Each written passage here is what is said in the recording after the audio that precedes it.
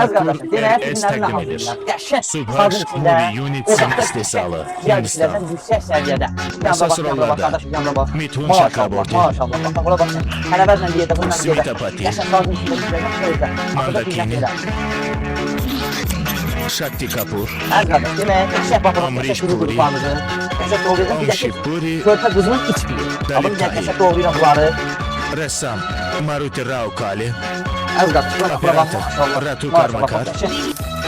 Senar müəllifi və rejissor Babar Supaş. Yağında cihazı. Oyna, oyna.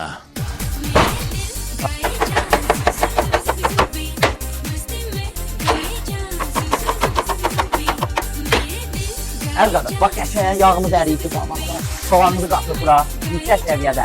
Gəl dostlar, elini sayanda bu roluna da. Bax görürsünüz, maşallah, maşallah.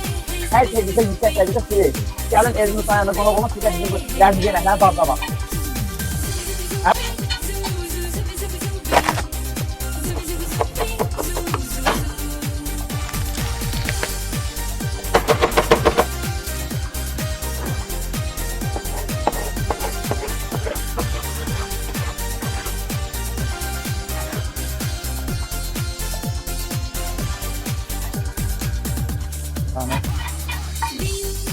Az qardaş, yeməyimiz hazırdır. Yenə qəşəng tuzunu əlavə edirik. Maşallah, maşallah. Qəşəng bax, bu da bir də şirin paprika.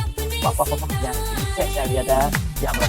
Az qardaş, bir də bura bax, yəni gözəlliyə bax, gözəlliyə bax. Bax, qəşəng bax, bunun ciyərimizə bax.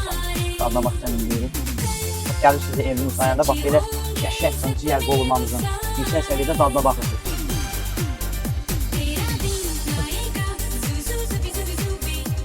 Dostlar, bol deyil, bol.